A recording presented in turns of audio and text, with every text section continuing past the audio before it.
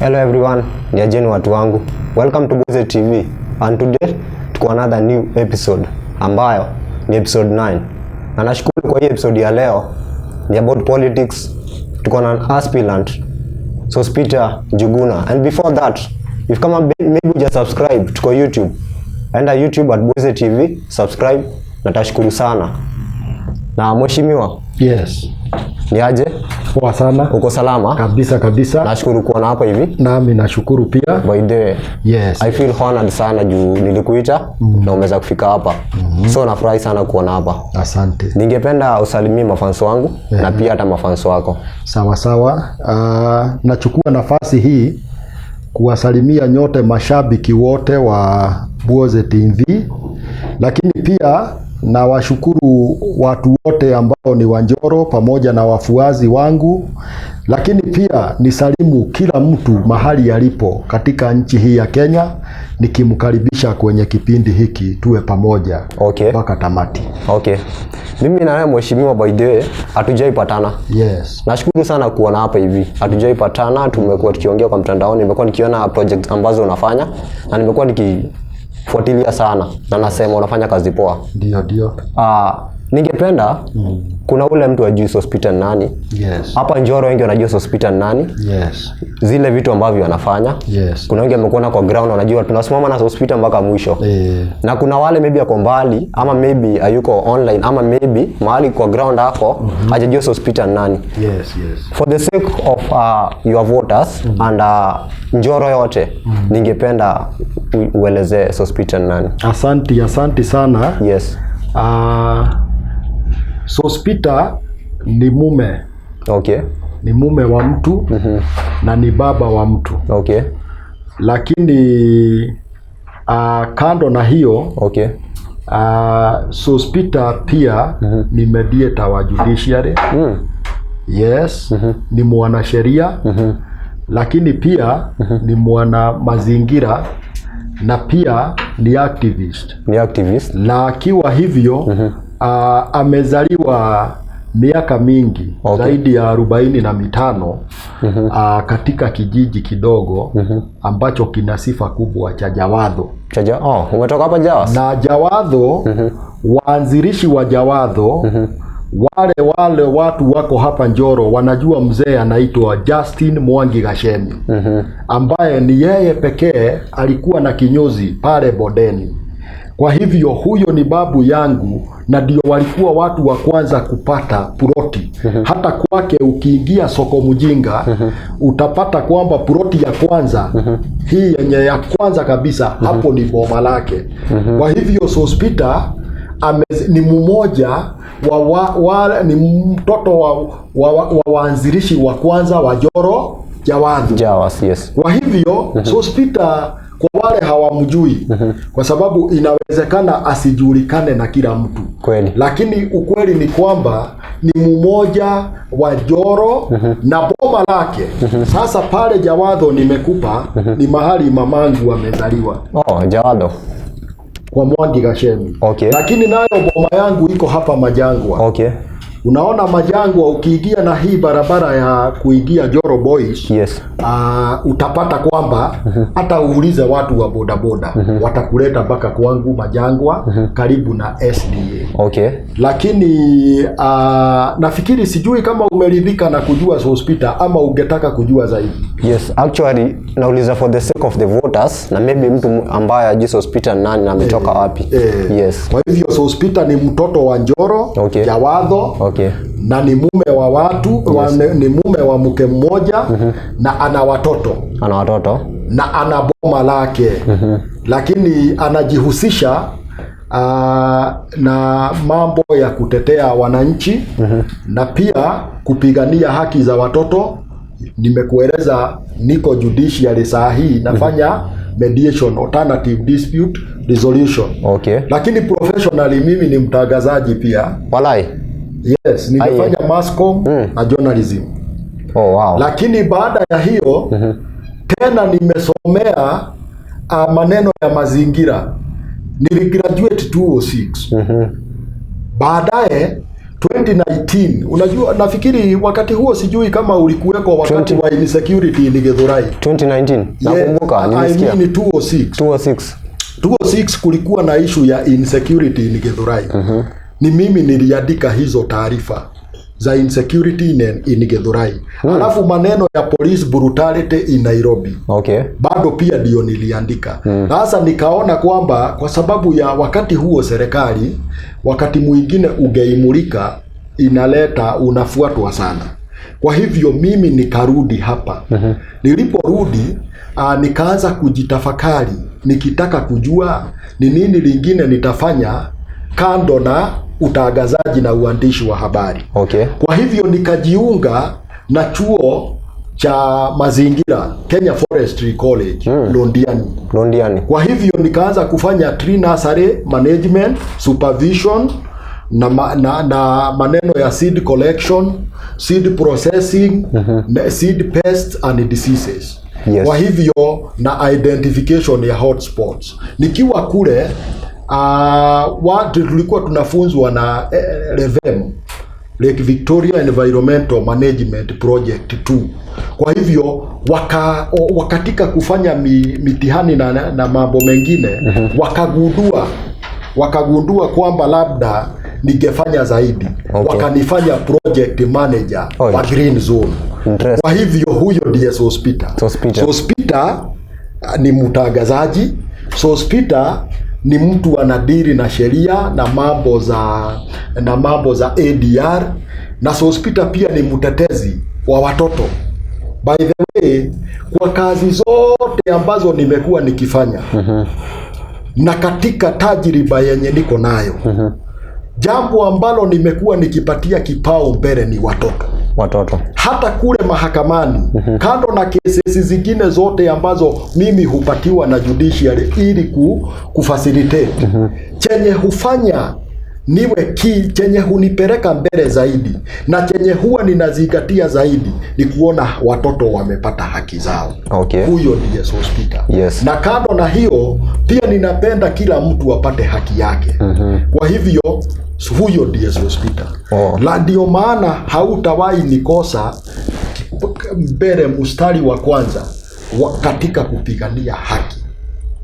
Huyo ndiye Sospita. Kweli. Lakini kwa Njoro nzima ni vizuri waelewe kwamba Sospita ni mtoto wao. Kweli. Ambaye chanzo chake tangu mwanzo ni Jawadho. Na nimeshukuru. Na boma lake ni Jawadho. Okay. Majangwa. Okay. Karibu na SDA. Yes. Na nimeshukuru sana kwa sababu hivyo ambavyo umesema watoto naangalia sana. Nimekuwa nikiona kwa posters zako mingi na project zako mingi. Umekuwa ukisema ambavyo umepeleka mwanafunzi shule, umemlipia karo, na hiyo ni kitu ya maana sana kwa sababu mimi naweza prove na niseme ni kweli nimekuwa nikipitia project zako na kazi ambayo unafanya. Yes. Na ningependa kurudisha nyuma kidogo. Kuna mahali umesema 206 hiyo report ilifanyika ndio uliandika. Ningeuliza hiyo wakati ilikuwa ni Teme TV gani ambao ulikuwa unaandikia ama ulikuwa na nini hiyo? Sawa kabisa, niliripotia NTV. Okay. Lakini pia niliandika gazeti NTV. Taifa Leo. Yes. Ripoti hiyo niliandika kwenye Taifa Leo. Okay. Na iliweza kuchukuliwa. Kwa hivyo ukienda kwa Soccerman6 at yahoo.com. Sasa Soccerman6 huyo ni Sospita. Okay. Sospita Kamau Njuguna. Lakini ukamuita Soccerman 6. Yes. Ni wakati huo nilikuwa nafanya, I was a seasoned journalist. Yeah. So being a seasoned journalist nilikuwa fresh sana kwa sababu unaona umetoka kujifunza utangazaji. Kwa hivyo wakati unaandika taarifa ama unaripoti, unapata kwamba sasa unaifanya you are very fresh. You are very passionate, very fresh, energetic. I was doing it as a volunteer, by the way. Yani unaandika articles, waone bidii zako, waweze kufanya nini? Wanakupatia kazi. Kusema kweli nilikuwa nikipata kipato kupitia kuandika hizo taarifa. Okay. Lakini tukafika kiwango kwamba hata nikawa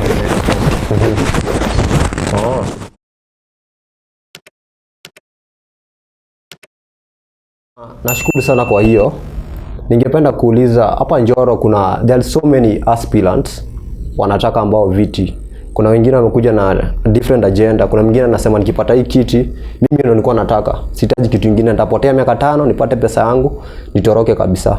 Kuna mwingine amekuja amesema mimi nakuja kusupport watu wangu hapa hivi Njoro, kwa sababu Njoro sasa iko chini sana. Ningependa kusikia kwako Sospita, mbona unangangania hii kiti ya MCA na mbona watu wakupatie mimi, useme mimi ndo nataka watu wanipatie, mbona wakupatie? Asante sana. Kwanza lazima tukubali kwamba tuko kwenye nchi ya demokrasia. Na tukiwa kwenye nchi ya demokrasia, kila mtu ana haki ya kujieleza na kujieleza kwa raia. Yes. Kwa hivyo wakati mimi ninaona watu wamesimama wengi ama wamejitokeza ili kugombea nafasi hii ya MCA ama MP ama governor ama hata raisi, huwa ni furaha yangu. Kwa nini iwe ni furaha? Kwa sababu kila mtu ana nafasi ya kujieleza.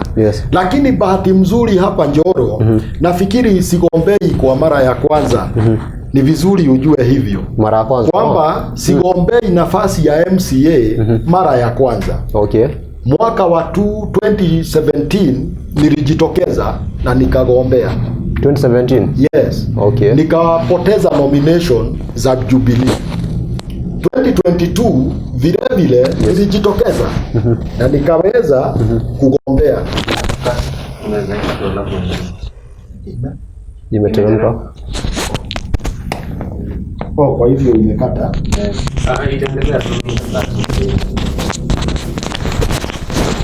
Nafikiri tunaenda vizuri.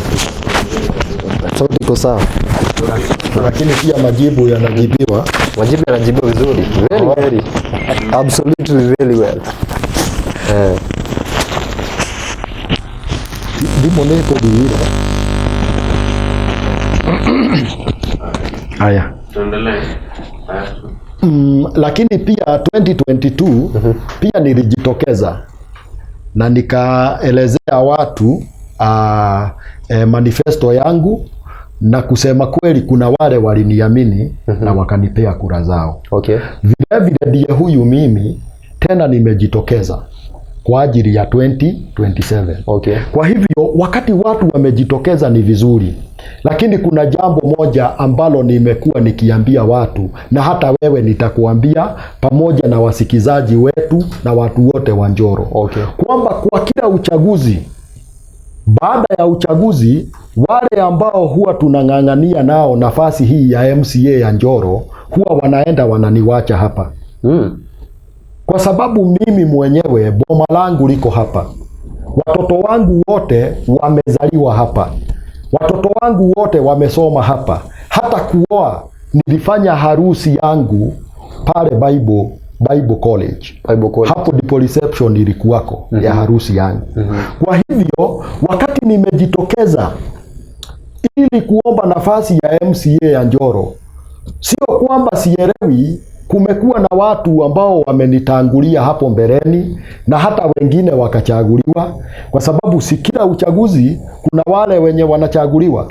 Na huwa tumesimama wengi. Kwa mfano kama 2017 nafikiri tulikuwa watu wagombezi 11. Tulikuwa wagombezi 11. Lakini mimi niliridhika kwa nomination, kwa sababu wakati nilipoteza nomination ya Jubilee ikachukuliwa na Mheshimiwa Kahero, sasa nami niliridhika, kwa sababu hiyo ilikuwa ni sauti ya watu wa Njoro. Lakini 2022 mimi si kuingia nomination kwa sababu nilikosa imani na chama cha UDA. Ni mimi nilikuwa mgombezi wa kwanza kujisajili Jubilee kwa chama cha UDA 2022. Lakini katika mchakato mzima nikakosa imani na chama hicho. Kwa hivyo nikaamua kutoingia nomination, nikaingia Ford Kenya. Na wakati niliingia Ford Kenya, watu wengi na wafuazi wangu wengi waliumia moyo, kwa sababu wakati wa nomination walitarajia kunipata kwa ballot ili wanichague.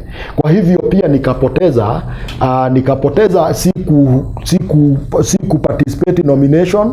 Alafu pia nilienda mpaka kwenye debe na nilichaguliwa, nilipata kura zangu.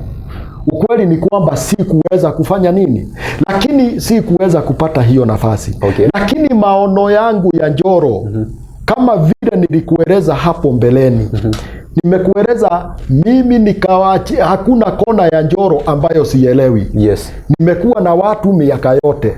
Hata kabla sijawahi fikiria kugombea kiti cha MCA. Okay. Bado nilikuwa Njoro. Yes.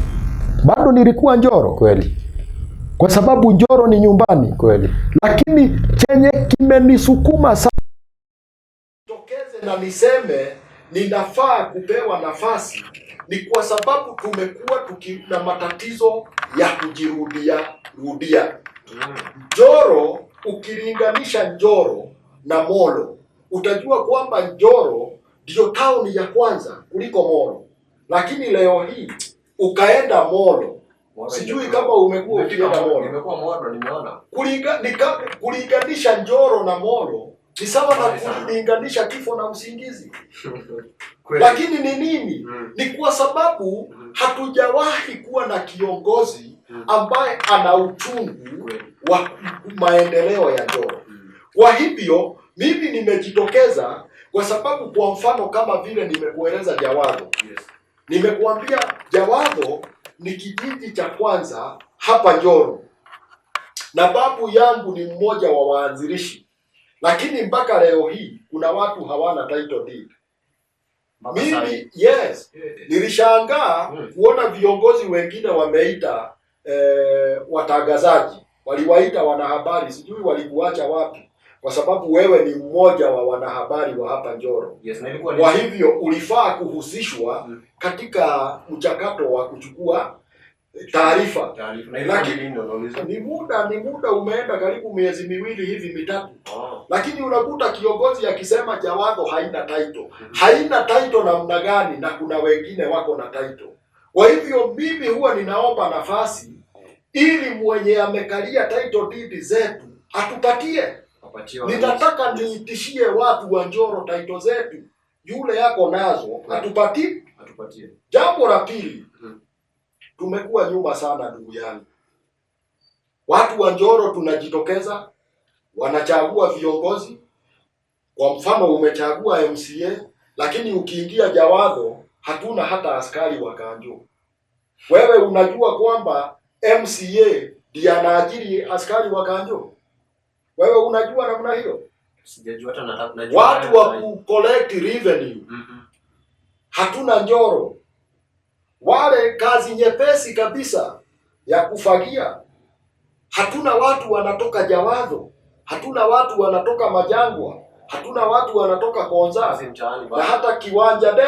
Kwa hivyo kujitokeza kwangu ni kwa sababu ninataka hata jamii yangu ya Njoro Ward mahali wako, tukianzia Kamuaora tuteremuke juu twende Beeston, tutoke Beeston twende Mwegito, tutoke Mwegito tuteremuke tuingie Biave, tukipita na Ng'ondu tuteremuke twende mpaka pale Kakoto, tuingie hapa. Nataka vijiji zote za Njoro mahali ziko wajue kwamba wamejichagulia kiongozi na wapate faida ya kuwa na MCA, kwa sababu haya matatizo ya kujirudia haya ndiyo yametuumiza. Na ukilinganisha Njoro Ward na ward zingine utaelewa kweli tuko nyuma. Na ndio maana nikajitoa ili niwe sauti ya watu wa Njoro. Jambo la kwanza. Jambo la pili, ninataka kushuhudia watu wa Njoro Ward wakipata ajira. Hata madereva wa county, nataka nafasi zetu tunazipata. Ikifika ni barabara hizi huwa zinatengenezwa. Mimi nimekuwa nikiuliza maswali chungu nzima kwamba unaona mitaro, hata drainage. Kuna wakati hata drainage ya Jawadho ilikuwa ikitengenezwa.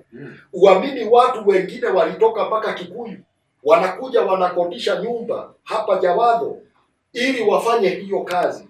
Wakati ambapo vijana wetu, wakati ambapo wazee wenye wako na nguvu, wakati ambapo akina mama na wasichana wako na nguvu, hawana kazi ya kufanya. Kwa hivyo nimejitoa ili nione tukisonga mbele pamoja. Kweli. Jambo lingine,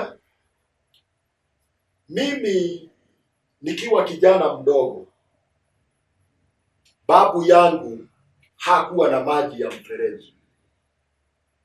Tulikuwa tukienda Darugo kuchota maji.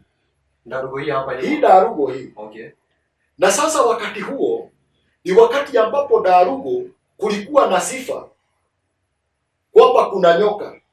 Na ni ukweli kulikuwa na nyoka kule. Hizo enzi wakati hiyo. Hizo enzi Darugo, mto Darugo, nyoka zilikuwa zikija na maji. Hata ninakumbuka kuna wakati moja mzee mmoja, nafikiri alikuwa naishi pale bondeni. Aliweza kutoa nyoka kule mtoni. Akamshika mpaka watu wa wildlife wakaja. Na tangu wakati huo nafikiri alipata kazi. Na alimshika mkiu uhai. Alimshika huyo nyoka. Aje. Alimshika, sijui alitumia mbinu gani, lakini ukweli alimshika.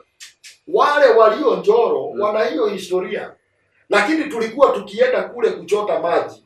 Haya maji ndiyo yalikuwa ya kupika, haya maji ndiyo yalikuwa ya kuosha manguo na matumizi yote ya nyumbani. Kweli. Lakini pia baadaye babangu Josia Kariuki pia alikuwa mwanasiasa. Walishikana na viongozi kukawa na yale maji pale. Tulikuwa tunaenda kwa ofisi ya KANU. Tukepanga laini, unakuta laini imepangwa imekuja mpaka imevuka barabara, na ile ingine imeteremka mpaka imeenda kule mtoni. Ili watu wachote maji. Nataka uangalie, ninakupa hadithi ya miaka ya 90. 1990. Nakupea hadithi ya 1990, 91, 92, 93, hiyo miaka. Lakini tabia yenye tulikuwa nayo ya ukosefu wa maji hiyo miaka, tuko nayo mpaka leo. Kwa hivyo wakati nimejitokeza ni kwa sababu nimekueleza ninaelewa Njoro yetu vizuri. Wewe unajua vitunguu ambazo huwa zinapika hapa Njoro huwa zinatoka wapi? Vitunguu. Vitunguu naweza sema sina copy zinatoka wapi. Lakini sasa sana mimi nikigeza Gizmolo. Zingine zinatoka Rongai. Unajua hivyo? Rongai. Okay.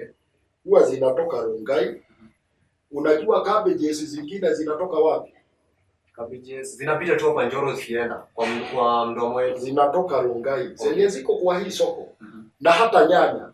Na unajua wanazilima na irrigation. Unajua maji ambayo hulima hizo bidhaa huwa yanatoka wapi? Sina copy. Haya maji yametoka kwenye vilima vya Nyakiambi, yamepita hapa Njoro, yameenda Rongai. Kwa hivyo wakati ninaona tukinunua cabbages na nyanya na vitunguu, huwa ninajua hata sisi tunaweza zilima sisi wenyewe na maji hayo ambayo yamepita hapa. Lakini kando na hayo, kwa nini tuishi na matatizo ya maji?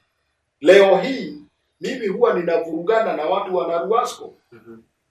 Kwa sababu unapata tunapewa maji Jumatatu na Ijumaa. Kuna wale wanapewa Jumatano, sijui na Alhamisi. Na kuna wale hawa wa outlet. Kwa mfano uende pale township. Ningetamani wakati moja katika pilika za kazi yako uweze kupita barabara hii ya township primary. Uone vile watu wetu wa Njoro wanahangaika kiasi kwamba hata saa moja ya jioni wangali kwenye laini wakisubiri wapate maji ambayo hayatoki, yanatoka kama mate. Wewe kuna wakati nimepita hapo, nimepata watu wamejaa sana hapo kwa township primary hapo. Si umejionea? Pamejaa. Umeona? Sana. Ndio maana nimejitoa kwa sababu ninataka tupigane na hiyo shida. Hayo maji ambayo ni mengi, ambayo yanatumia gravitation, nataka tuyakunywe hapa. Bahati mzuri hata hawa wanasiasa ambao huwa wako mamlakani, wakati mwingine huwa naona wananisikiza. Okay. Kwa sababu wanaelewa kweli. Sospita wakati anazungumza, mimi sio siasa huwa napiga. Huwa ninateta jinsi tutakavyosonga mbele. kama Njoro Ward. Yes. Kwa hivyo wanaelewa, kuna wakati hata haya maji yamekuja mpaka yamefika mahali karibu maili 3 pale hivyo. Yako mahali tu. Lakini ilikuwa yapewe gate valve na ikawekwa ya 3 inches kitu kama hicho. Lakini bona mpaka leo watu wa Njoro hawakunywi maji. Kwa hivyo huo pia ni msukumo ambao huwa niko nao, kwamba kando na kupata stakabadhi halisi za kumiliki shamba zetu, lakini pia tuwe na maji safi na salama na maji mengi ambayo tunaweza yatumia vile inastahili, yasaidie watu ya Njoro, lakini pia tutatengeneza revenue kupitia haya maji. Jambo lingine ambalo mimi huwa ni tofauti na watu wengine, na ndio maana huwa ninasema ni mimi, kama ni mapenzi ya Mungu nipate kibali kwa watu wa Njoro, ni kwa sababu huwa nataka watoto wasome. Wakati moja nilitembea mahali na nikahuzunika, nikapata huzuni sana kwamba Njoro Ward haswa Jewathu ndio huwa inapeanwa mfano karibu kona zote za Nakuru County na hata Nairobi. Utapata mtu akiwa Nairobi anasema ukitaka kiti ya Njoro peleka uga Jawathu, peleka mchere Kiwanja Ndege, peleka sukari Bonde, utapata kiti. Kwa hivyo wanachukua advantage ya shida zetu, kutupokonya urithi wetu, kutupokonya uongozi wetu na kutudharau na kuonyeshana kwamba hata Njoro hakuwezi kukawa na kiongozi ambaye anaelewa matatizo yetu. Absolutely. Kwa hivyo nimejitoa ili watoto wetu wasome. Kukose watu wa kusema ukitaka mtoto unataka kulipia fees, enda Jawathu. Ukitaka mtoto mwenye ameshindwa kwenda shule, enda Kiwanja Ndege. Ukitaka kuona watu wenye wanalala njaa, enda Bonde. Ukitaka kuona watu wenye hawana nguo, enda Konza. Ninataka tuondoe hizo picha ambazo wamekuwa wakituchafua nazo na si ukweli. Nataka nikueleze Njoro Jawathu watu wana uwezo, lakini kuna uwezo zingine lazima ziongezwe na kiongozi. Utachaguaje kiongozi na mtoto wakae nyumbani kwa kukosa karo? Watoto wetu wamekuwa wakinyimwa bursaries na wakipewa wanapewa na vile watu wanajuana. Mimi ninaomba nafasi hii ili watoto wetu wasome. Ninataka bursaries zote tukishagawa za MCA, ninataka pia MP anatupatia portion yetu, kwa sababu hata MP hawezi akaweza kutupatia portion yetu kamili kama ya MCA haijagawanywa vile inastahili. Ikiwa tutagawa basari ya MP vizuri sawa na ile tuligawa ya county, na tubaki na watoto ambao bado hawajalipiwa karo, tutatafuta women rep na yeye atupatie share yetu. Women rep pia hapo na basari. Una taarifa hiyo? Yes. Ana basari.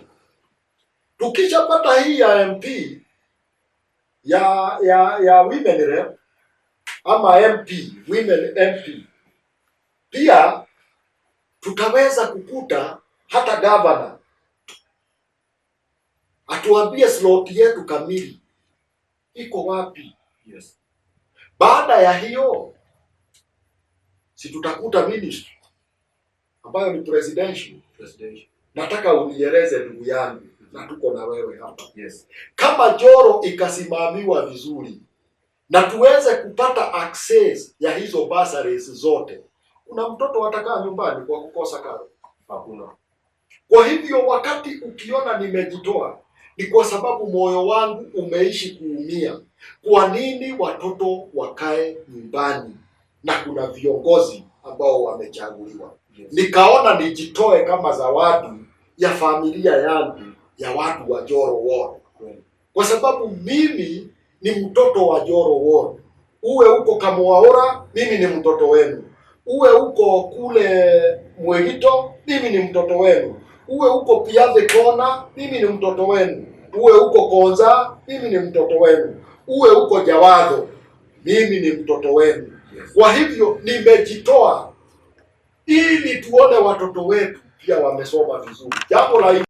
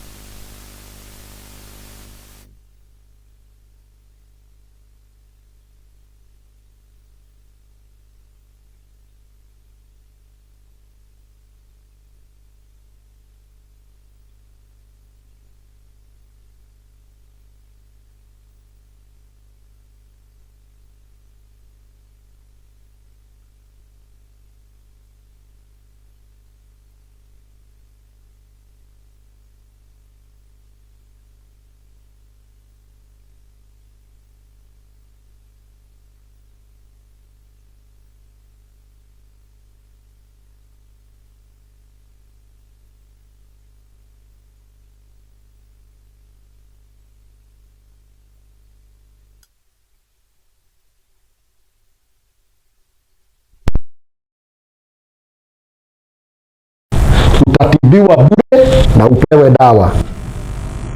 Ukaenda Piave, utapata kwamba dawa hazipo, lakini dispensary iko. Ukaenda pale Ugirigei, utatibiwa na upewe dawa. Ukaenda Neswet, utatibiwa na upewe dawa. Ukakuja hapa Njoro Ward, hapa Njoro Town. Njoro Town imechukua Jawadho, imechukua kiwanja ndege, imechukua biashara na jirani, hata imechukua, tuseme tu, hata imechukua Kemakia, hata Maili imefika, hata Maili. Yes. Imechukua Jawadho yote, Majangwa, Egerton, lakini hatuna dispensary. Sijui kama wewe una taarifa kwamba huwa hatuna dispensary. Tuna hospitali ya sub county ya Njoro, na sasa tuna hiyo level 4 ambayo imekaa mpaka leo haijawahi kutupatia huduma.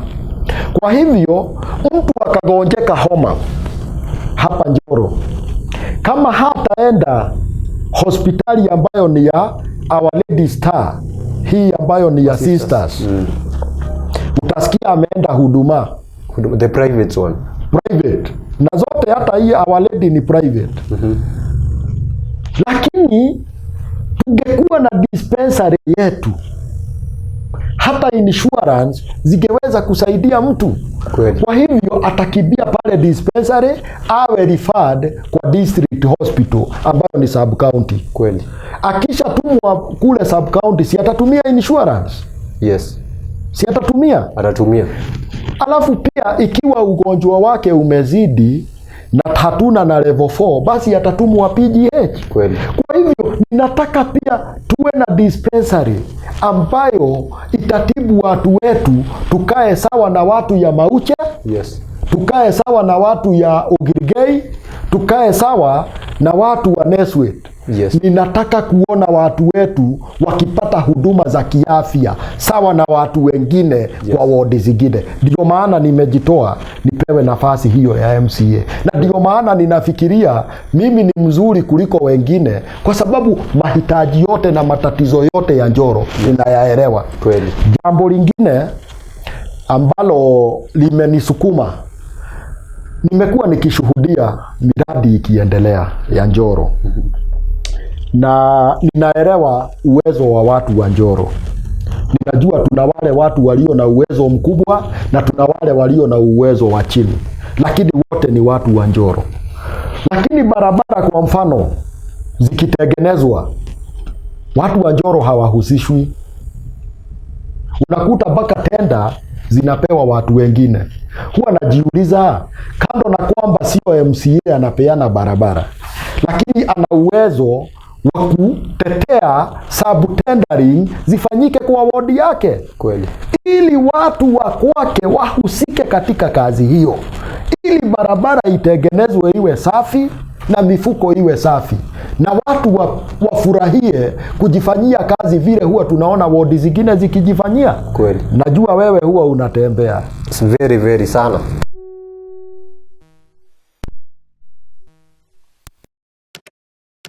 Unapata MCA na watu wake wako wanatengeneza mitaro za barabara. Yeah. Na ndio maana unakuta barabara ziko salama. Ikia Ugirigei hii iko hapa. Utapata vile vile raia wanafanya kazi na MCA wao. Kwa hivyo ninataka nipewe nafasi ili nifanye kazi pamoja na watu wa Njoro Ward mahali iko. Njoro Ward ipige hatua nyingi. Labda naweza kuwa na mambo mengi. Lakini pia nilikueleza maneno ya ajira. Nikakueleza ninataka nione watu wakiajiriwa. Tusomeshe watoto na warudi wapate nafasi za kazi. Yes. Na wale ambao hawana nafasi ya kazi, basi tutengeneze nafasi kwa sababu inawezekana. Nikimalizia hapo kwa sababu inawezekana nisikupe sababu zote. Pia ninataka kuona Njoro economy ikikuwa sawa na kwa mfano ukienda Molo usiku utapata hoteli na utakunywa chai 247. Ukaenda Mauche ambayo ni town kidogo sana hapa Njoro, ambayo ni ya nyuma ya Njoro, utakunywa chai kule. Hapo Mauche hapa? Utakunywa chai. Wamedevelop. Umenielewa? Yes. Lakini kwa sababu Njoro town haijawahi kuwa na political goodwill. Political goodwill. Watu hufuga biashara 2:30. Kuna yule anaanza kufunga 12:00, kuna yule wa 1:00. Lakini ukatembea Njoro na wewe unajua hivyo.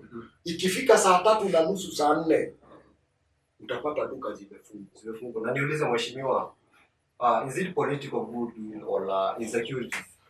Sasa insecurity inaingia na political goodwill. Okay. Kwa sababu ukiwa na kiongozi mwenye na political goodwill ya Njoro, kitu ya kwanza ataangalia situation ya Njoro. Yes. Aketi chini na watu wa Njoro, wanabiashara wa Njoro. Waulizane kwa nini hapa tuna hospitali ambayo ni sub county ambayo ina wagonjwa na wako, lakini pia tuna level 4 ambayo inaendelea. Lakini ikifika 4:30 za usiku hauwezi ukapata mahali pa kunywa chai. Kwa sababu jambo la kwanza security ni mbaya. Yes. Giza huwa imejaa kila mahali. Kwa Njoro town. Huwa ni giza tupu. Kwa hivyo kukosa mwangaza utasema ni insecurity. Ni kukosa political goodwill. Yes. Kwa sababu kama MCA na uko na taa zako za security. Ikiwa MP amekosa kucooperate kwa mfano, si wewe uweke taa zako? Yes. Because Njoro town sio ya MP peke yake, ni ya viongozi wote ambao wako Njoro Ward na wananchi pia. Na wananchi. Yes. Kwa hivyo ukiwawekea uwapatie security ya kutosha, security lights. Kitu ya kwanza umeondoa genge la wakora ambao wanapenda kuingia gizani. Jambo la pili, angalia wanabiashara wako matatizo yanayowasumbua. Yes.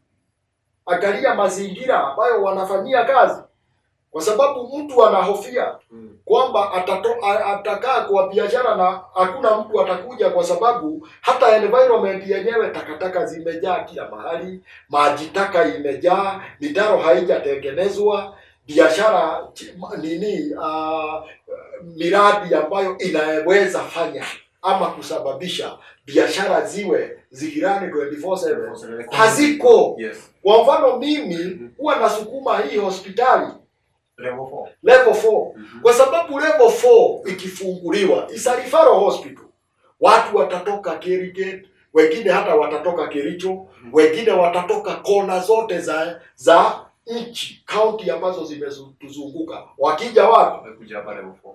Kwa hivyo itakuwa busy 24/7. Vile itakuwa busy, si ndivyo pia biashara zetu zitakuwa busy. Yes, yes. Kwa hivyo ni identification, ni project zipi, ni nini tutafanya ili tuone uchumi wa kwetu umeenda 24/7. Yes. Ni kuangalia mambo muhimu. Na ili kuangalia jambo muhimu ni kiongozi aketi chini na raia wake. Watu ambao wamekuchagua wasikize, mzungumze sauti moja, tukuze Njoro. Hiyo ndio jambo. Haya ni mambo kati ya mambo ambayo yamenisukuma zaidi. Nataka kuona watu wakiishi vizuri. Yes. Na nimalizie ndivyo uamini kweli, nataka watu waishi vizuri. Wewe ulisikia hadithi ya Kiwanja Ndege? Kiwanja Ndege nimesikia about plots, about sijui Kasongo anataka kuibia maploti, hawana title deed, ati mwana leteni down ndio sijui turudishe kesi kotini, like pure theft. Sasa napotelea. Kesi hiyo ya Kiwanja Ndege, kuna watu walikasirika sana kunihusu kwa mimi kuingilia.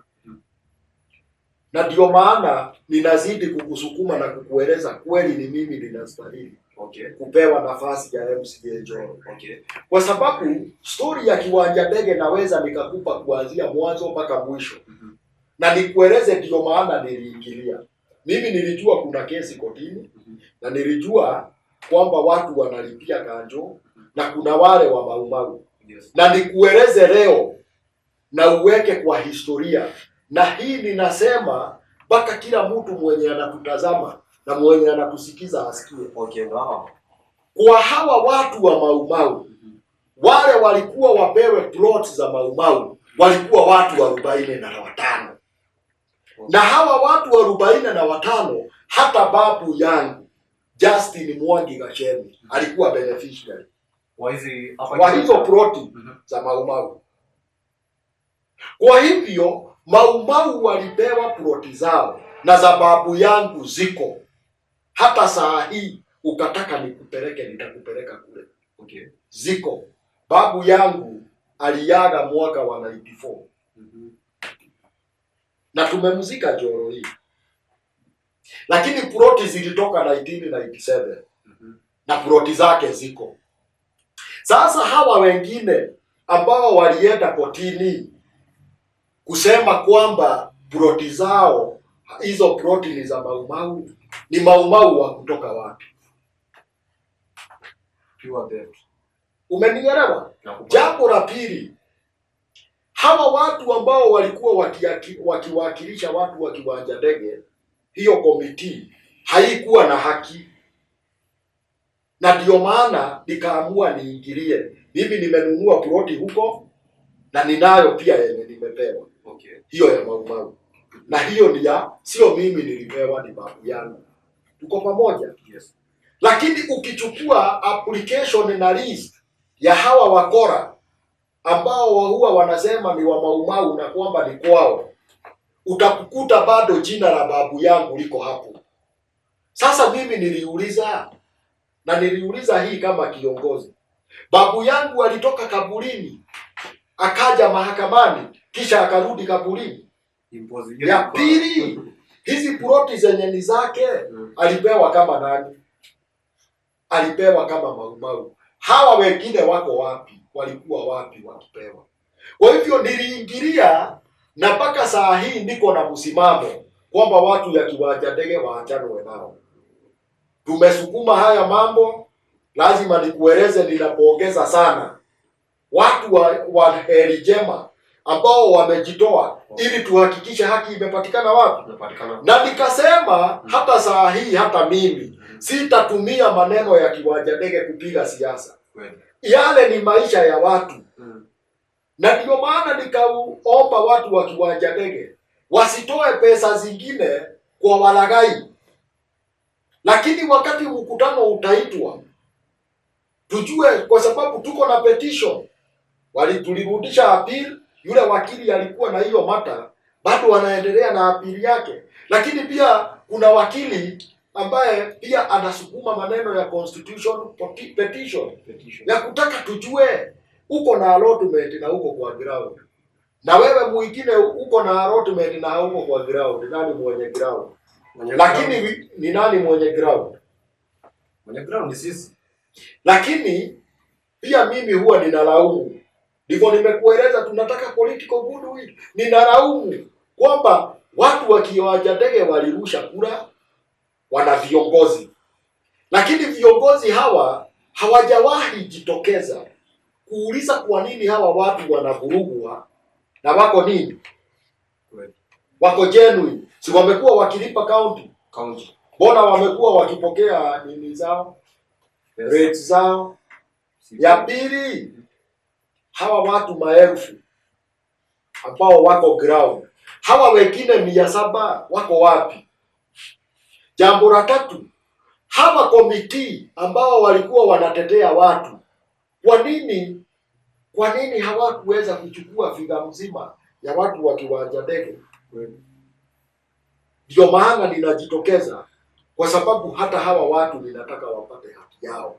Okay. Na mimi msimamo wangu ni mmoja, watu wa kiwanja ndege wapewe stakabadhi halali za ploti zao, nikiweko ndani. Kwa hivyo nikijitoa kama kiongozi ni kwa sababu siwezi taka kuona watu wakikandamizwa. Sitaki kuona watu wakiteseka. Sitaki kuona watu wakinyimwa haki na ipo. Kweli. Ndio baba. Nimeshukuru sana. Na ningependa kuuliza hapo, tukirudi hapo kwa kiwanja ndege hapo. Kiwanja ndege zinasemekana hizi plot sijui ya government, sijui kwa uwanja ya airstrip hapo. Like imekuwa mvutano. Ningependa kuuliza, ukisikia kulingana na hiyo story, inasemekana ni aje? Ni nini genuine hapo? Kwa sababu kumekuwa na story mingi. Mambo huzungumzwa kaka. Na hayataisha kuzungumzwa. Yes. Lakini pia kuna makaratasi ambayo yana historia. Kabla nijibu swali lako, okay, napenda nikuulize swali. Kiwanja ndege kuna shule? Kiwanja ndege maybe nurseries. Haujatembea kiwanja ndege? Nimetembea, kuna nurseries kadhaa huko. Kuna high school hapo kiwanja ndege. Najua tu hizo. Unajua kiwanja ndege pia kuna primary. Ndege primary? Yes, kuna primary bado. Na kuna ndege secondary. Yes, yes. Na kuna hiyo ECD. Yes. Si ni kweli? Kweli. Lakini pia kuna viwanja vingine vinafaa kuwa vimetengwa vya hospitali. Ziko. Yes. Sasa nataka nikuulize swali. Kama kuna primary ambayo ni ya serikali, sio private, na kuna secondary ambayo ni ya serikali, yes, na imepewa barua, imeorodheshwa na huwa inapata pesa za kiserikali, unataka kunieleza pia hao ni kugrab, waligrab viwanja ili wajenge shule? Ndio sio ya maana sana muuliza. Basi nimekupata. Umenielewa? Ni wizi, nimekupata. Huo ni wizi mtupu. Mimi nimeona map na boundaries za airstrip ziko. Boundaries ziko. Na kama haujui na kuomba upange wakati moja nikupeleke, nikuonyeshe mahali boundary za airstrip ziko. Na lazima nikueleze airstrip hiyo ni halali. Lakini kwa sababu ya kukosa political goodwill ya Njoro, ndio maana bado hata haitusaidii sisi. Hatujawahi kuwa na potential ya kuwa na airstrip hiyo. Ilikuwa ni inasemekana mara ni ya jeshi, lakini ukweli ni kwamba kiwanja kiko cha airstrip, lakini pia kuna sehemu ya watu kuishi ambazo ni ploti halali, ambazo zina makaratasi halali kutoka kwa county government of Nakuru. Lakini niseme hivi, ikiwa kutakuwa na tofauti, ni tofauti ambayo ni subject ya discussion. Okay. Na raia wahusishwe. Na mimi argument yangu kama mkazi ama wa Njoro ambaye anachukua kwamba walio kiwanja ndege ni ndugu zangu. Na ni ukweli, ukienda kule aunti yangu anaishi kiwanja ndege, cousins wangu wanaishi kiwanja ndege, mimi pia nina ploti huko kiwanja ndege. Kwa hivyo mimi si mkazi wa kule. Kwani mkazi. Sasa ikiwa serikali ina mawazo ya kupanua kiwanja ndege, serikali ni serikali na serikali ni sisi. Ije tuzungumuze nao, lakini na sisi wawe tayari kutusikiza. Wajue kwamba nyuma ya hizi ploti za Kanjo kuna shamba ambalo ni la serikali. Shule ndio hiyo. Na kwa sababu liko hiyo shamba, kama hawatutaki kwa kiwanja ndege, watupatie kuota na watujenge na watupee makaratasi kwa hiyo shamba. Sisi tutawaachia hizi ploti. Yes. Lakini haiwezekani mtu atoke mahali ametoka aje ya vuruge watu, aanze kuwahangaisha. Yes. Kule kuna akina shosho, kuna akina guka, kuna akina mama, kuna ndugu zetu ambao wamezaliwa huko, wamekuwa huko, wamezalia watoto wao huko, wanarudi watoke waende wapi? Kweli. Wanarudi watoke waende wapi? Na hiyo miaka yote ambao wameishi huko haikuwa ikijulikana, kwa sababu hii ni kesi wameiweka juzi 2009 sijui lini. Ploti zenyewe zilitoka 1997. Ni raia yupi huyo aliingia kwa ofisi za serikali akachora ploti? Ni raia yupi? Kwa hivyo hakuna raia. Kwa hivyo watu wakianja ndege waachanwe nao na wapewe haki yao. Na ninaomba mahakama ya Nakuru, sitaki nizungumze sana kwa sababu haya ni mambo yako mahakamani, lakini ninaomba mahakama ya Nakuru ifanyie haki watu wa Njoro kiwanja ndege. Kwa hivyo haya ni mambo hunisumbua sana. Kwa yote ambayo nimezungumza, haya ni mambo ambayo huwa nataka kuona yakitekeleka. Nataka kuona watu wakiishi vizuri, watoto wetu wakisoma namna hiyo. Okay. Na ningependa kuuliza wakati uliamua uwanie hii kiti na pia leadership, unatoa hii kiti ya MCA kuwa leadership, what made you pursue leadership? Ni kwa sababu ndani yangu ninapenda haki, na niliona kwamba watu wetu wamekuwa wakitumika vibaya, na kama vile nilikuambia kila mtu mahali akitaka kitu anasema enda Jawadho. Yana unga, yana mchere, yana sukari, enda Konza. Vile wanatoa taswira ambayo si nzuri. Na mimi kama mmoja wa hapa nikaona matatizo yetu yanachukuliwa advantage. Watu wetu wanachagua viongozi, wanarudi wanaenda wanatuacha hapa. Yes. Nikaona wacha nijitoe hata mimi niongereshe watu wa kwetu. Kuna methali ya Mkikuyu huwa inasema nyumba ya mbagu ni ihenyene. Nyumba ya mbagu ni ihenye. Yaani nyumba, msingi wa nyumba inajengwa na vijana wenye boma. Kwa hivyo watu wa Njoro Ward, na ninasema haya bila uoga wa kuchanganyikiwa, hawa ndio wataweza kupigana na matatizo kwa kukubali kuchagua kiongozi ambaye anaelewa matatizo yao, na kiongozi ambaye yuko tayari kuketi chini wasemezane, tujue tutapigana na matatizo yetu namna gani. Yes. Na kiongozi hapo hivi hujalijibu hapo. What made you pursue leadership? It is because I needed change. I need change. Oh, you needed. Nataka mabadiliko ya kweli. Okay. Nataka kuona tukikua na tukisonga mbele. Yes. Yes. Sijui kama umeridhika kwa hiyo ama nielezee zaidi. Nimeridhika. Kwa sababu hatuwezi tukaishi nyuma wakati wote. Kila asubuhi ukiamka ama giza ikiingia, giza Njoro. Asubuhi ukiamka kuna mtu analalamika mahali hajatibiwa, yuko nyumbani. Barabara zetu matatizo ni yale. Stori za maji ni zile. Nikasikia nimechoka, nikajitoa. Ninataka kuona mabadiliko. Nataka kuona kama ni maji tuko nayo kweli. Kama ni hospitali madawa tuko nayo. Kama ni watoto wanasoma vizuri. Kama ni hizo stakabadhi za title deed za mashamba zetu tuko nazo. Kama ni vita za kiwanja ndege zimeatendiwa vizuri, watu wameishi vizuri. Hiyo ndio ni msukumo wa kutaka kujiuliza, ama kweli hatuwezi tukajipigania sisi wenyewe? Kweli.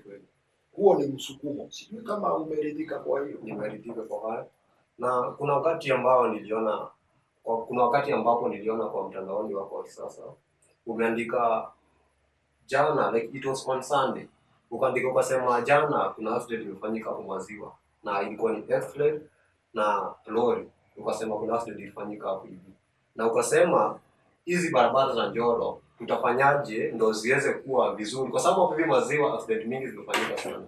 Ukasema kuhusu ambavyo utafanya tuache kukuwe na bump, vitu kadhaa. Kulingana na hiyo kitu ungeweza ni kusema kwa mafans, kwa voters. Yes. Ukweli, asante. Nimeona kweli Yes. umekuwa ukinifuatilia Sawa. na najua una historia ya barabara zetu hapa. Yes. Kuna wakati moja ajali ilifanyika pale Njoro Kani. Na mimi pia nilikuwa mhusika, nilikuwa na gari Nissan sana. Alama hizi unaona, hizi alama nilizipata wakati huo. Na ajali hiyo watu walikufa, nafikiri watu 8. Ni vizuri nikueleze. Okay. Na kile kilikuwa kinasababisha pale palikuwaga na bump moja, kama unaweza kumbuka.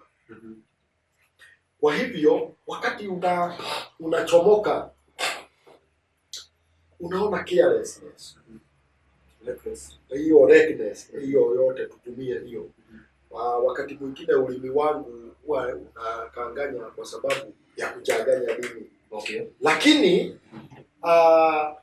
ukiangalia barabara hii yetu haswa kuanzia pale Polytechnic kuteremka mpaka pale Kenyatta, ajali ambazo zimefanyika pale haziwezi zikahesabika. Haziwezi zikahesabika. Watu wamepoteza maisha, watu wamekufa, mtu amegongwa anatembea kwa miguu, gari zimegongana. Lakini ni kwa sababu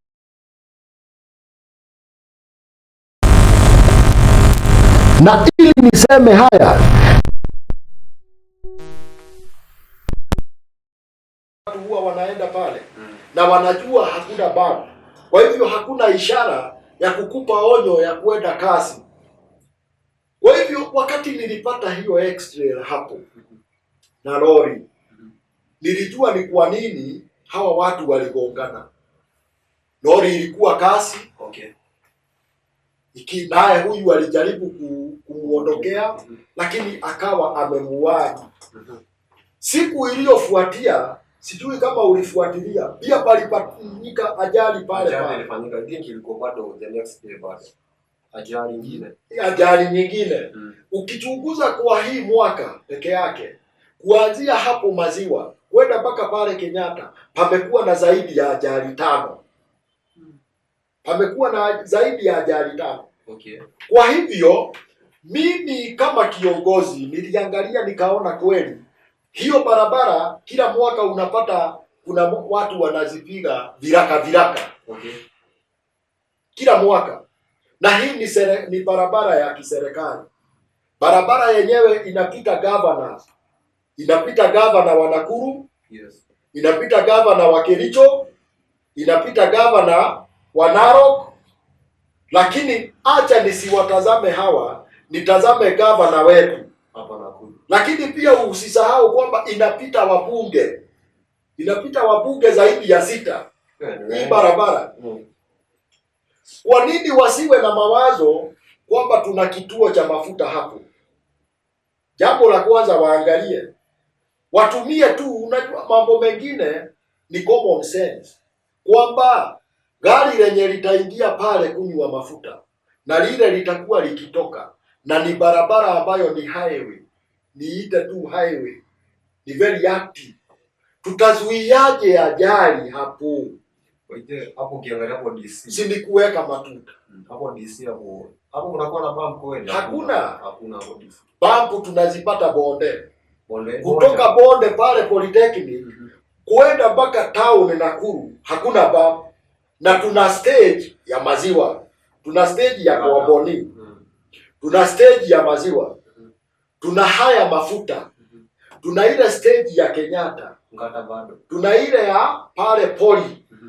Kuna pale Kerma. Kuna Gata. Tuko pamoja? Yes. Ikiwa zile ni stage ambazo tuna watu wanashuka gari na wengine wanaingia, tutawalindaje? Kwa sababu wakati mwingine ukizungumza unaonekana tu ni siasa unapiga. Tutalindaje maisha ya hawa watu? Situilinde tu kwa njia rahisi kuweka matuta. Kwa hivyo niliamua nizungumze ili watu pia wenye nia njema waone kweli barabara hizo zinastahili kuwa pamoja. Lakini nikiwa MCA, ningelikuwa MCA, Ningejaribu kuongea na viongozi Kweli. ningeongea na wahusika, hata kera, hata nikiongea pia hata na wahusika hawa wale hupiga viraka hizi barabara. Kwa nini wasituwekee matuta kadhaa, bumps kadhaa? Kwa sababu tukaweka bump kwa mfano hapo kwa maziwa, ni nani huyo atakuja kasi kiasi cha kugonga gari? Impossible. Na hata hatuhitaji bump nyingi. Tukaweka bump hapo kwa maziwa, turudi tuteremuke pale kwa mafuta upande wa kutoka na tau. Pia tuweke bump. Alafu tena pale Kenyatta tukiapproach Kenyatta tuweke bump. Alafu tukiapproach pale Kelima, kuna mtu atasema bump zitajaa barabara. Lakini kama zitajaa, kwani ni ugonjwa? Wakati tumeweka bump hizo barabara, kuna mtu amegonjeka? Kwa hivyo mimi ni wazo langu ambalo ni subject ya discussion ili tuzuie vifo na ajali. Yes. Hatuwezi tukapoteza watu kwa ugonjwa. Turudi tupoteze watu kwa ajali za barabara. Kama hatutaweza kuzuia ugonjwa, situjaribu kuzuia ajali. Insecurity pia tuzuie bado. Na insecurity tuzuie, tuondoe giza. Na ninataka nikupee mfano kwamba inawezekana tuzuie hizo ajali. Hii barabara ya kwenda Molo pale kwa Jacob, kumekuwa kukitokea ajali, na ajali ya mwisho ilikuwa hatari sana, iliua watu wengi, hata wengine wa familia moja. Lakini baada ya kuangaziwa waliweka hizo bambu dogo. Tangu waziweke hizo bambu, ushawahi sikia ajali pale? Labda either gari ilikuwa inatembea inaenda kasi, ama labda dereva alikuwa mlevi, ama ilipoteza brakes. Lakini hizo ajali, kila hata matatu iko na taarifa kwamba ikifika pale chini kuna matuta. Okay. Lakini pale miaka yote hakukuwa na matuta. Ajali leo hii pale imepungua. Hata hapo maeneo yote mahali watu wetu wanasimama. Okay. Either kuabiri ama kushuka gari. Yes. Either kuingia kwenye kituo cha mafuta ama kutoka kwenye kituo cha mafuta. Jameni, watuweke bambu. Isitoshe basi, hata hapa Rubis, unaona hapa kwa chief. Hapo kwa chief kuna mafuta ya Rubis. Na ni huwa pako pisi sana, tuna maduka pale na tuna stage ya pikipiki. Kuna junction kutoka ya Egerton. Yes. Haya ni maslahi ambayo ni ya kutumia akili, kwamba tutalinda maisha ya watu namna gani. Ndio maana nikaomba nini? Nikaomba tuangaliliwe wale wenye wako kwenye mamlaka jameni. Yes. Watumie hiyo nafasi, afadhali hata waitumie kama kampeni kwamba walilinda maisha. So Peter akose maneno ya kuzungumza. Yes. Na tumeongelea kuhusu Njoro vile hivyo. Na what do you love about Njoro? Kwa sababu tumeongea kuna insecurity, kuna infrastructure ziko poor. What do you love? That one thing that you can say, hii afanya kwa Njoro iko na hii, ama napenda kwa sababu hii kitu fulani imefanyika. Napenda potential ya Njoro. Na ninapenda watu wa Njoro kwa sababu they are unique. Hata baada ya hawa kuachiliwa, bado wanang'ang'ana. Unakuta mtu anaenda kibarua, analipa fees ya mtoto. Mtu anaenda kibarua, anapata chakula ya kula. Lakini angalia Njoro yenyewe. Njoro tuko na Egerton University. Okay. Unajua namna hiyo? Yes. Na tukiwa is a landmark. Na huwa najiuliza kwa sababu ni landmark, huwa inatusaidiaje kama watu wa Njoro? Kwa sababu kuna ile 30 to 33%, okay, ambayo inafaa kuwa yetu. Kwa hivyo huwa ninaona potential kwamba tuko na primary, tuko na sasa zinaitwa comprehensive, na tuko na senior, na tuko na university. Are you getting? Kwamba potential yetu iko juu. Ni vile tutaitumia vile iko. Tutaitumiaje? Njoro tuko na airstrip. Na tukiwa na airstrip tuko na kampuni za maua. Mimi ningelikuwa kiongozi, ningejaribu kunegotiate na wale wenye hununua maua, nione hizi kampuni tutazitumiaje kujitajirisha na kutajirisha Njoro na kurusha Njoro mbele. Kwa sababu inawezekana hizi kampuni zote tuketi chini tuulizane, ya nini muwe mkiingia gharama ya maroli kupeleka maua, wakati ambapo ndege yenye inatumika kupeleka hiyo maua inaweza kuja mpaka Njoro. Kuna airstrip, ishuke Njoro, irodiwe maua, ikitoka Njoro inaenda moja kwa moja mpaka sokoni. Katika hiyo hali kampuni zitakuwa kazi. Katika hiyo hali watu wenye wamezingira viwanja ndege watakuwa kazi. Lakini pia hizi ploti ambazo sio za kiwanja ndege zitakuwa bisi, kwa sababu kama ndege inakuja hapo, si hata pia watu wetu watakuwa na nafasi ya kupata ndege ambayo ni ya kuabiri. Ukitaka kwenda Nairobi in 30 minutes time, 40 minutes uko Nairobi, kwa sababu tutakuwa na kadege kaabiria ambacho kutakuwa na employment bado. Kwa hivyo chenye ninapenda Njoro zaidi ni kwamba potential yetu iko juu. Okay. Lakini pia ni nyumbani. Nimekueleza mama yangu amezaliwa Jawado. Mimi mwenyewe ni mtoto wa Jawado. Watu wetu ni wa Jawado. Mbona nisipende Jawado? Mbona nisipende Njoro? Njoro ni nyumba. Kuna mtu anachukia kwao? Hakuna. Kwa hivyo potential yenye tuko nayo na mazingira na historia. Sijui kama uko na historia ya Nightingale. Okay. Una historia ya Nightingale? Nimesikia. Wewe unajua kwamba Nightingale is a colonial historical land. Na wewe sijui kama unaelewa maneno ya race course. Unajuaga ile pio ya race course ya Gombe? Nimesikia. Unajua imetajwa na nani? Race course imetajwa. Race course ni historia ya mama alikuwa anaitwa Mary Race Course. Okay. Na Mary Race Course amezaliwa hapa Nightingale. Na ni yeye mwanamke wa kwanza kuendesha ndege ya moja kwa moja kutoka hapa kwenda Marekani. Umenielewa? Yes. Historia ya Njoro. Okay. Mbona usipende Njoro baba? Lazima tupende sana. Mbona usipende? Ukiingia maneno ya Lord Egerton. Unajua kaso yake iko hapa. Sijui kama unaelewa historia ya Lord Egerton. Lord Egerton Castle nimesikia about 1000 years. 100 I mean. Na unajua ilikuwa inajengewa mtu hiyo nyumba. Lakini yakaja akasema ni sawa na huwa tunahitaji. Yes, nyumba ya farasi. Lakini ina historia yake mpaka leo. Watu wanatoka nchi za magharibi kuja Lord Egerton Castle. Okay. So we have historical. Tuko na Njoro Caves. Are you getting? Yes. Tuko na Darugo hii. Ukiona huu mto Darugo usiucheze kaka. Kweli. Una historia yake. Mto Darugo.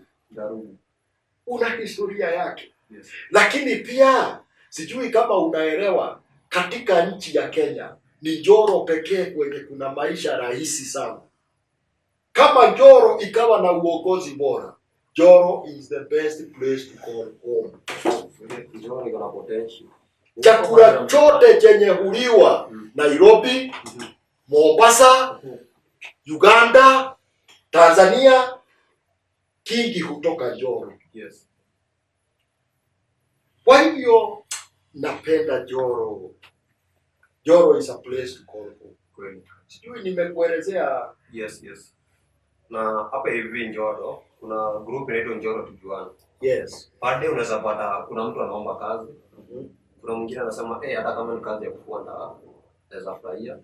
There is so much unemployment, like per day huwezi kosa mtu ambaye anaomba kazi ya kuibia Tujuane. How can you solve about that? Kama vile nilisema, kwanza nataka nipongeze hiyo platform ya Njoro Tujuane. Okay. Na nafikiri kazi ambayo mnafanya kazi nzuri. kwa sababu kama kuna yule mwenye hajaweza kusubscribe kwa Buoze TV, unapata kwamba ni subscriber wa Njoro Tujuane. Yes. Yaani yuko ndani. Yes. Na kama hayuko huko pia tuna ingine inaitwa Bunge la Njoro. Okay. Nafikiri sijui utaangalia utalifuata tu iko. So unakuta kwamba watu wanapata taarifa na watu wanajieleza. Wakijieleza unapata kwamba kuna mtu amejitokeza either directly ama indirectly. Na lazima nikueleze mambo yenye inahusu individual mimi huwa siyaaniki. Okay. Huwa siyaweki kwenye mitandao. Utapata kwamba kwa siku moja naweza pata mtu labda ameomba hata kazi. Si uliona mwingine akiuliza kazi ya kufua? Kweli, yes. Lakini kuna wale ambao wamenifikia kupitia Njoro Tujuane.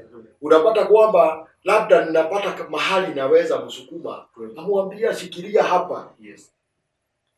Lakini kupitia hizi platform wakati watu wanajieleza kama vile nimekueleza, watu wa Njoro ni kunyimwa, wamenyimwa nafasi ya kufanya kazi. By the way, hata mayouth wa Njoro na wapongeza sana, huwa hawachagui kazi, wanapiga kupiga, lakini wananyimwa nafasi. Sijui kama unajua hata social services ya Njoro haipo.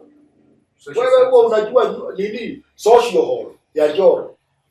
Unajua haipo. Yes, social hall. Unajua mahali ilikuwa?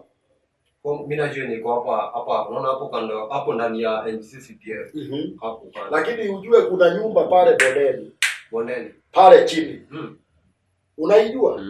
Kuna hall hiyo ni gani? Ya maroon hivi. Ya maroon? Yes. Are you getting? Yes. Kwa hivyo kama vile ninasema na ninarudia ni kwamba watu wa Njoro ni kunyimwa, wamenyimwa nafasi ya kukuza. Lakini tuko na social hall ambayo ni yetu.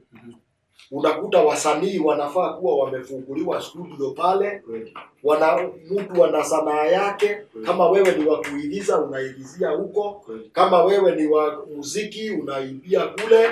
Kama wewe ni wa sarakasi zinaitwa acrobat unafanya pale. Watu wapewe nafasi za, lakini wapewe mazingira na environment ya kufanya nini? Kwa hivyo ninajua kwamba unemployment iko juu. Okay. Na ndivyo tumalize unemployment. Lazima pia nasi tukubali kujichagulia viongozi wetu wenyewe. Na tuangalie historia ya viongozi. Kuna mtu anaomba nafasi ya kiti, yeye anajua MCA ina mshahara na ina matenda, sijui atauza, sijui atafanya nini. Kuna mwingine anataka kiti yeye aende zake. Hebu muangalie historia. Kuna haja ya kujua sababu tunachagua huyu kiongozi. Ana historia gani? Ashawahi jihusisha na ufisadi? Utaweza kugatua ufisadi?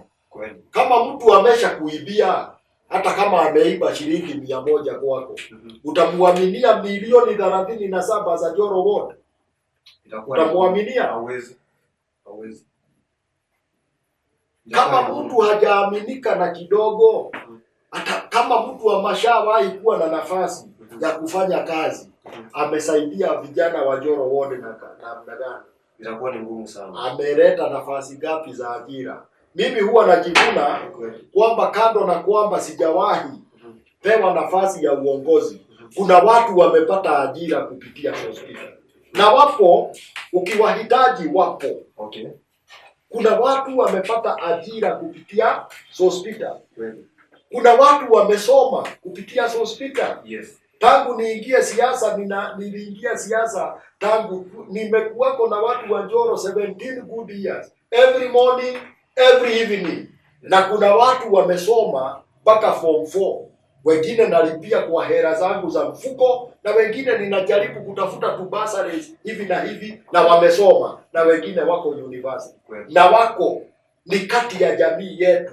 Ukiwahitaji leo naweza nikawaita hata uwahoji. Unaweza hitaji mmoja nikuletee tu, ama ni mtume, ama nikuelekeze umuite umuhoji, kwa sababu ni vizuri tunazungumza facts. Ndugu yangu, tuachane na siasa. Na mimi huwa ninajua kasoro moja, opponents wangu wote huwa wanaogopa yangu, ni kwamba mimi sijui kupiga siasa za uongo. Kama ni siasa za uongo, mimi hutanipata. Very authentic. Mimi hupenda kitu yenye ni authentic. Yes. Ate tukisema nashughulikia watoto fees, kuna mtu nitakuitia. Tukiongea maneno ya kulipa bili, kuna mtu ya hospitali, kuna mtu nitakuitia. Tukiongea mtu alipokonywa ploti, nikaingilia ikarudi, mimi nitakuitia. Waka ploti? Yes. Kweli. Huyo ni Sospita. Ile kitu mimi naweza sema hata mafans wangu, like Sospita pia mimi nimefuatilia project zake. Anaongea fact, hata wengi wameona like ukiangalia kwa mtandaoni wake wa kisasa. There's so many projects alifanya kupeleka wanafunzi shule, like amekuwa kwa moto. Kama kuna moto ambao ili happen hapa golf club hapo, Sospita alikuwa hapo mmoja wao. Na yuko hapo kwa sababu ya siasa. Yeye alisema anafanya hii leadership kwa sababu naipenda na hiyo iko ndani yangu. Na ningependa kuuliza mheshimiwa. Yes. Hapa Njoro ukicompare like Njoro ward, like maendeleo bado iko very very poor. Yes. Iko very slow. Siwezi sema ifanyiki lakini nasema iko very slow. But ningependa kuuliza pande yako. MCA anafanya kazi? Hilo swali ni tricky sana. Okay. Kwa sababu ninaweza jibu ni sawa na kuniuliza kwamba una kipepeo kwenye mkono. Kweli. Uniulize kama kipepeo chenyewe kiko hai. Nikijibu kiko hai, inawezekana ufinye kipepeo chenyewe kife na uachilie tuone kimekufa. Nikirudi niseme kimekufa, inawezekana uachilie tuone kiko hai. Lakini niseme haya, mimi nitasema kwamba kulingana na yeye anafanya kazi. Kulingana na yeye. Lakini kulingana na raia wa Njoro wanalalamika kwamba kazi haifanyi. Umenielewa? Yes, no. Kwa sababu mimi nikasema hafanyi, nitakuwa nimejiigitisha kwenye mtego ambao sio mzuri. Kwa sababu asilimia kubwa watasema Sospita anasema hafanyi kwa sababu yeye anaomba hiyo nafasi. Mimi nitasema hivi kama kiongozi kwamba MCA mwenye tuko naye alichaguliwa na watu wa Njoro. Kweli. Na alichaguliwa kihalali. Kweli. Na alichaguliwa kwa kura. Kweli. Na wakati ule wanamchagua pia mimi nilikuwa mgombezi. Kweli. Kwa hivyo walimpa kura wakati mimi niko pale na wengine tukiomba nafasi. Kwa hivyo niseme hivi, tumpatie nafasi afanye kazi kulingana na vile inampendeza. Kweli. Afanye kazi mpaka mahali yataweza. Kweli. Mahali yatabakisha, ninaomba watu wa Njoro wanipee nafasi.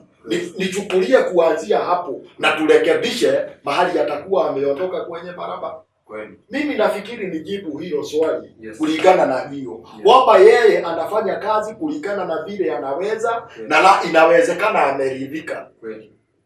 Chenye najua ni kwamba asilimia kubwa ya watu wa Njoro hawaridhiki na kazi anayofanya. Yes. Lakini siwezi sema hafanyi, anafanya. Sasa tumpe nafasi afanye kazi yake. Nafikiri tuko na uchaguzi 2027 next year. Kwa hivyo watu wa Njoro waamue kama anafanya kazi ama hafanyi kazi. Yeah. Na ikiwa hatagombea basi turidhike na mahali yatakuwa amefikisha kazi yake. Kweli. Na sisi tuchukulie, na mimi munipee nafasi nichukulie hapo. Kweli. Watu waambie comment section, watu wangu tuambie comment section if kama MC anafanya kazi. Na mheshimiwa, kuna comment ambayo hapa nataka nisome moja tu. Sawa. Kuna msichana anaitwa Clara Mwanza. Muulize hivi, kama atatufungulia theater sisi actors tuwe tuna perform, we need to show our talent. How can we help sisi community wote kama vijana, talents and everything? Umesema anaitwaje? Clara Mwanza. Clara. Kwanza Clara, pokea salamu sana na asante kwa kutufuatilia. Okay. Na niseme kwamba umefanya vizuri kujitokeza. Yes. Kwa sababu wewe ni mmoja wa wakazi wa Njoro. Kweli. Na umeonyesha kamili kwamba uko na haja ya kuona tukisonga mbele. Upande wa sanaa na upande wa kuigiza. Yes. Na mambo yote ambayo yanatustahili ama ambayo ni waigizaji. Lakini niseme hivi, kama vile nilisema ni kwamba tuko na social hall. Yes. Yetu. Yes. Ambayo haitumiki. Kweli. na ambayo ilihamishwa, na sijui hiyo ploti huwa inapangiwa nini, lakini mimi nataka niseme kwamba ni haki, ni haki ya wasanii kuwa consider. Na nikikumbuka sana, tulikuwa na mheshimiwa Governor Lee. Okay. Na kuna wakati alisema kwamba kuna studio kubwa ya county ambayo ilikuwa ikiwekwa ili wasanii wote Nakuru County wasaidike.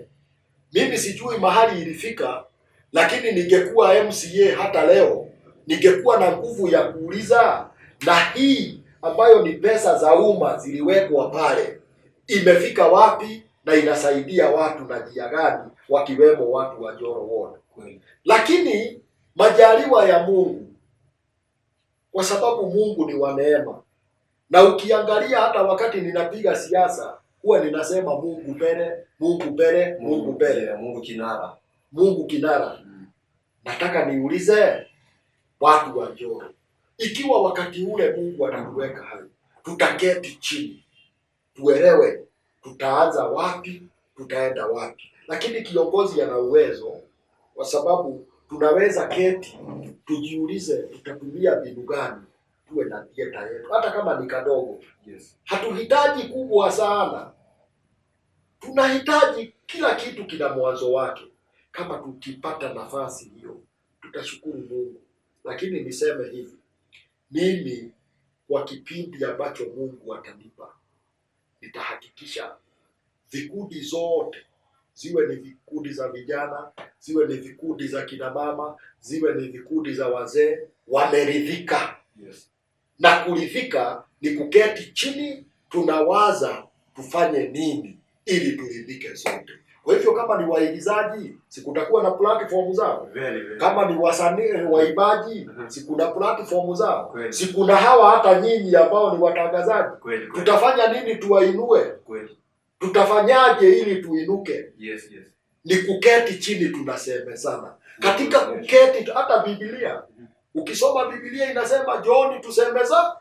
Kwa hivyo tukiwa na kiongozi na watu ambao wako tayari kuketi wasemezane, hakuna kitu kitatushinda. Lakini zaidi ya yote tutagulize Mungu. Kamwe Mungu hashindi. Mungu hashindi. Na ukisoma Biblia pia inasema katika kitabu cha sijui ni Zaburi ama ni gani, inasema ulinisukuma sana ili nianguke, lakini Mungu akanishikilia wakati akanisaidia. Mzito hiyo. Ni fasi kwa Biblia sana. Mungu akanisaidia nianguke, naye Mungu akanisaidia. Mungu akanishikilia. Ni mzito.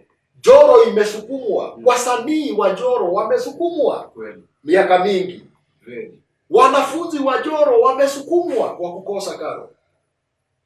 Vikundi za kina mama Njoro wamesukumwa, hawasongi. Unajua huna taarifa kwamba kuna kijana wa Njoro ambaye amesoma akahitimu university, akarudi akaja hapa vocation, akaanza kutengeneza incubators. Lakini yule kijana akili zote zile sijui zilielekezwa wapi, kwa sababu hakuna kiongozi alijitokeza kumshikilia. Hizo incubators ndizo leo zingekuwa zina hatch vifaranga zetu, lakini pia zina brood. Kwa hivyo hiyo ni talent ambayo ilianguka chini. Yes. Sijui kama unaelewa hapa Njoro Ward, hapa na hapa Njoro Town, tuko na watu wako na akili mpaka ya kutengeneza gari. Mtu anatengeneza kakitu hivyo, kanakuwa kagari kanatokea barabara. Yes. Una hiyo taarifa? Lakini unakuta hata huyo mtu hapewi na attention yoyote. Kwa hivyo mimi nikikueleza kaka, nimeigiana na watu. Na ukinichunguza mara nyingi mimi hutembea mguu. Ni watu wachache sana wanaelewa hata gari zangu. Lakini mara nyingi utanipata nikiingia, kwa sababu nataka kuelewa ni nini kinafanyika, ni shida zipi ziko, tutapigana na matatizo yetu namna gani. Yes. Mueleze huyu madam amesema Clara Mwanza. Clara Mwanza. Mueleze kwamba hakuna kitu hakitawezekana tukishikana pamoja kama ndugu kwa kusonga mbele. Yes. Na mheshimiwa, vijana wameamua kujituma hivi kabisa. Kuna hii vita ina happen soon. Inajiita Videmu Challenge. Ni about boxing. Vijana wameamua kujituma hapo hivi Njoro. Kuna kijana anaitwa Shebe, na kijana anaitwa Matarimbo. Hao wanajua tu boxing. Hao wameamua kuonyesha how we can manage and how potential we are. Kuna hiyo ina happen soon. Kuna Deno wa Machuma, kuna Ruben Mwakazi. Ningependa kuuliza kiongozi, ungewezaje kutusupport kwa sababu saa hii kuna mahali tumefikisha hiyo mpango iko on execution, iko hiyo mpango. Ungewezaje kusupport hao vijana na kusupport sisi wote tuweke hii boxing match kwa sababu ina happen so soon.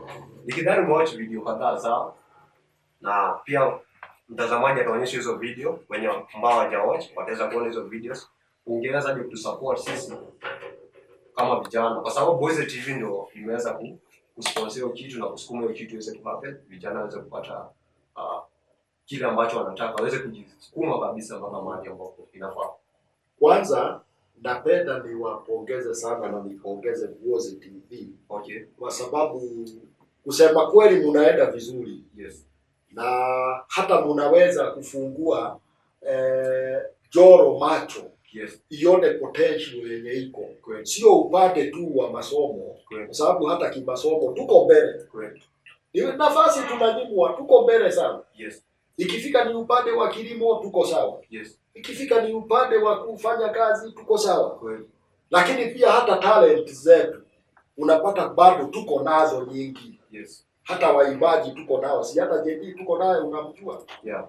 Lakini sasa upande huu wa boxing nafikiri jambo la kwanza ninataka niseme hatua hiyo ya kuanza hiyo club ni nzuri sana. Okay. Na kuongeza. Kweli. Asante. Jambo la pili ambalo naweza fanya, ningependa unialike wakati moja. Okay. Tuketi chini ili tuweze kuzungumza. Okay. Kwa sababu kama saa